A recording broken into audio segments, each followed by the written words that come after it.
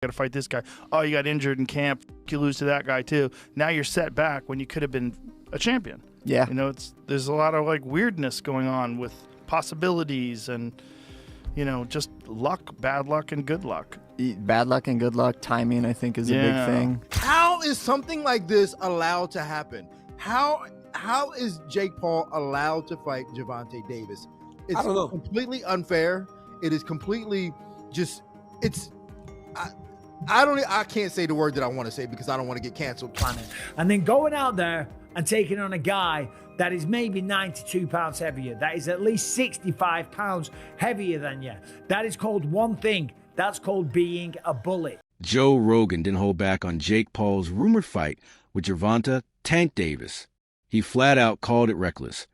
Pointing to the massive size gap between the two, Rogan reminded everyone that weight classes exist for a reason, to protect fighters and keep matchups fair. In his eyes, Jake isn't chasing legacy. He's chasing headlines, and that comes at a dangerous cost. With Jake's bigger frame and heavier power, Rogan warned the fight could cross the line from competition to real risk. Sure, but no time limit within the weight classes. Yeah, that'd be sweet. That would be pretty. That would be pretty wild. Yeah, that'd be pretty. Because you know, like two guys are facing off each other, like, and they know, like, there's no rescue. Every 5 minutes. Yeah. And you go into it knowing you're either getting knocked down or submitted, or you're doing that to the other person. Michael Bisping didn't mince words about Jake Paul targeting Gervonta "Tank" Davis. He slammed the idea as reckless, pointing out the absurd weight gap. Jake is preparing to fight someone nearly 100 pounds lighter. For Bisping, that's not competition. It's exploitation. He reminded fans that even Jake's fight with 58-year-old Mike Tyson raised eyebrows. But at least Tyson was once in Jake's weight class. This, however, crosses a different line. Boxing, Bisping argued, is built on fairness, balance, and respect for craft. A matchup this One thing, that's called being a bully. It was bad enough when he fought Mike Tyson, a man that was 58 years old, and he was walking around like, I just beat the baddest man on the planet. I just destroyed Mike Tyson and went out there and I beat him, and him and his brother are all celebrating and shit like that. It's like, dude, what are you doing? What don't you understand about this? If you want respect from your peers, if you want everyone on the planet to look at you and take you seriously and give you credit as a boxer, you have to take on challenges that are real. You have to go up against someone that keeps you up at night, against someone that gets you out of bed in the morning to go for a run because the fear of them beating you down is real. Not going up against someone that is so small. If you were to go up to this guy in a bar and try and start a fight with them, people would look at you and say one word, whoa, stop being such a bully. Leave him alone. You are way bigger than this guy. And that's clearly what we have here. It is ridiculous. When you look at the tail of the tape, Gervonta "Tank" Davis, granted, a very, very skilled boxer, a world champion. He's had some great wins. He's had a tremendous career. He's got 28 knockouts on his record. I'm just looking at the tail of the tape here. 30 years old, Jake Paul, 28. Gervonta Davis is 5'5" tall, whereas Jake Paul is 6'1". I would never dream on picking on a guy that is 5'5" tall. Granted, there's some tough guys out there that are 5'5", okay? They're smaller guys, you know, but for 5'5", they'll pack a good punch. Typically, they're mixed martial artists or boxers, yeah. It's always been about balancing skills, styles, and strategies. But this isn't that. This, he argued, is a mismatch from the jump. Tank isn't just undersized.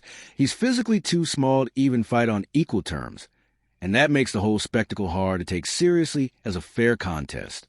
Things, right? They should also have, like, the size of the ring, the size of the glove, all that stuff, particulars should be in the contract. But I would probably look for one thing that is not the common thing to have in a contract if I'm Tank. A ladder. A ladder. Can I get a ladder? Somebody? You know what I mean? Hey, look, all kidding, if he hits him on the chin the way he can punch, Jake might be doing a dance. You know what I mean? Not voluntarily either. But we'll get into that more later. The thing that I'm talking about right here is what you said. It was stark. The size difference was really, you couldn't ignore it. We understand the talent difference, the experience difference. We understand all of that. but the size, the pure, and we understand small guys can beat big guys. We just saw Crawford do it to Canelo, but you know, a little different. The size difference was, I mean, it was eye-catching, jaw-dropping, and it made me think. And I'm going to ask Richie, our man here who's doing all the taping, who does such a marvelous job. I'm going to ask him because I know he's an expert in this area.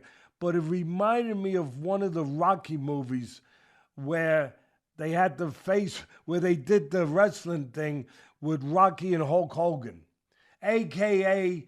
Thunderlips. He was Thunderlips back there. Joe Rogan didn't mince words when it came to Jake Paul's latest move. He argued that this fight isn't about competition. It's about promotion. According to Rogan, Jake has mastered the art of setting up unusual matchups that draw in casual fans, not hardcore boxing purists. The size gap, the betting hype, the headlines, it's all designed to keep Jake's name buzzing in the media. Rogan stressed that while the spectacle might sell tickets, it strips away the sporting merit of the fight. In his eyes, Jake isn't chasing legacy. He's chasing attention. That's a problem. That makes it a problem. My opinion is, I just want to say, in case someone calls me into court, I'm a fucking idiot and I don't know nothing. And don't take my advice. I love the Saudis. Don't take my opinion. I love the Israeli government. I love everybody. That had nothing to do with them. That was Jake Paul promoting it. You know, it's just doesn't bother me. There's compromising the sport, and that's like bad. It's just like if I bet on it, watching it it bothers is the fuck out hard. of me. Watching it with people who are so in on it, and then also man, the sports betting apps, they introduced like chat apps in them in Australia. So it's like they're trying to take the place of social media companies where you go together and you meet your friends. Like betting should be exciting enough without having a weird. They're just trying to draw you in. Thing. They're just trying to make money, right? So they're trying to draw you in any way they can. Joe Rogan slammed the circus around Jake Paul's matchmaking, calling it less about sport and more about selling headlines. He pointed out how betting apps and hype machines turn fights into social spectacles, where promotion overshadows fairness. In his view, the sport itself is being compromised just to keep Jake's name trending. On the flip side, Leonard Ellerby shed light on why Tank Davis skipped a bout with Lamont Roach. According to him, Tank was in the right mental space. Weighed down by personal challenges, he chose to protect his focus rather than chase another risky fight. Put together, it shows two sides of modern boxing, one drowning in spectacle, the other battling the invisible wars outside the ring. Leonard Ellerby said, indicate that Gervonta Davis is planning to retire following his upcoming fight with Jake Paul. Sources suggest that this decision is driven less by a desire to cement his legacy or pursue additional titles and more by the opportunity to secure financial stability. Observers know ambitions or career progression. This context frames the fight as more of a business decision than a meaningful step forward in his boxing career. Analysts point out that Tank has experienced significant challenges and pressures recently, which may also influence his choice to take on a high-profile but non-traditional matchup. In this light, the fight with Jake Paul is viewed as a calculated move, designed to maximize earnings and ensure financial security before stepping away from professional boxing. What you make? Like, let's go band for band on what you making. Again, there's nothing wrong with Tank going to get his money, but let's all be clear that that's all the fight is for Tank.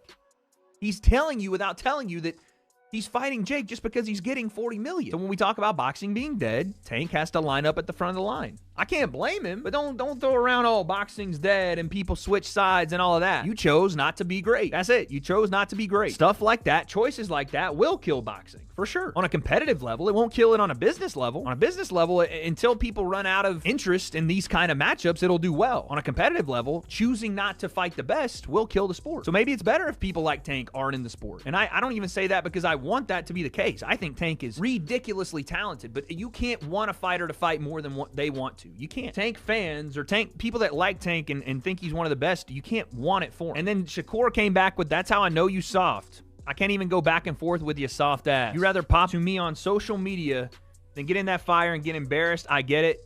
Peace and blessings upon you, cuz. He says, the people got your chest out so bad. You talking like you a killer, forgetting that you the one that runs, bitch. I'll be bring the fight to you. This dude, a made-up character. Quote, blessings upon you. Clown-ass dude, wanna be Kevin Gates?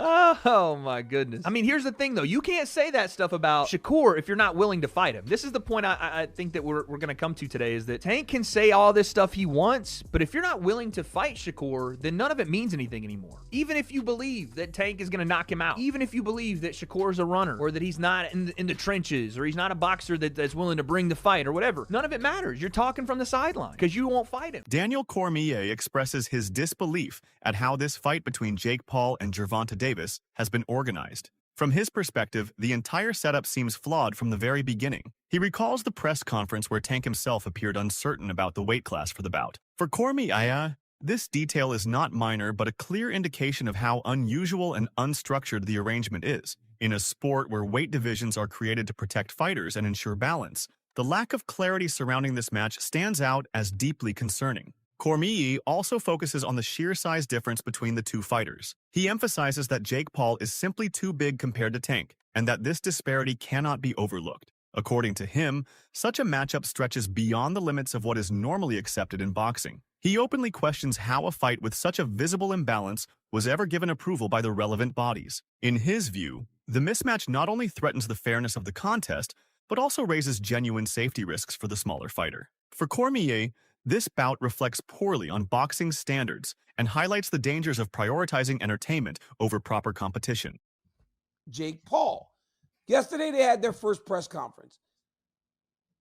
One of the most recognizable things is Jake Paul is huge compared to Gervonta Davis. And two, Gervonta Davis don't even know what weight they fighting, D. Maximum weight of 195 pounds for this exhibition. The fight will be contested over 10 3-minute rounds. I said it was 190. The fight is 195 pounds, Tank, as you know.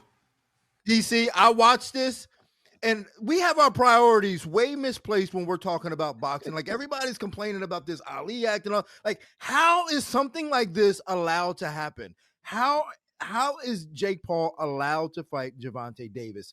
It's I don't know. Completely unfair. It is completely just, I can't say the word that I want to say because I don't want to get canceled, but this fight should not be happening. And the press conference was embarrassing. Gervonta Davis should not have a mic in front of him. It was absolutely embarrassing watching this thing. D, why? Why, D? Just the fact that, like, every time when Jake Paul would say something to Gervonta Davis, he didn't know how to answer it. He was comparing himself to, like, P. Diddy at moments, and I was like, oh my God, get a mic away from this guy. This fight shouldn't be happening. And then he didn't even know what weight they were fighting. He's like, I thought That's it was bad, 190, D. it was 195. That was the craziest thing. That was the thing that stood out to me the most. Was that when they go, the rehydration limit or something is 195. And he goes, wait, I thought it was 190. Dean, that is bad. Gervonta Davis reflects on his career and admits that his original goal was not to become a boxing champion. Instead, his focus was on earning enough money to change his life circumstances and to build a future outside of hardship. Boxing was his way out, but not necessarily his dream in terms of titles or recognition. His aim was always financial security and stability, rather than becoming a legend in the sport, which puts his current decisions into perspective.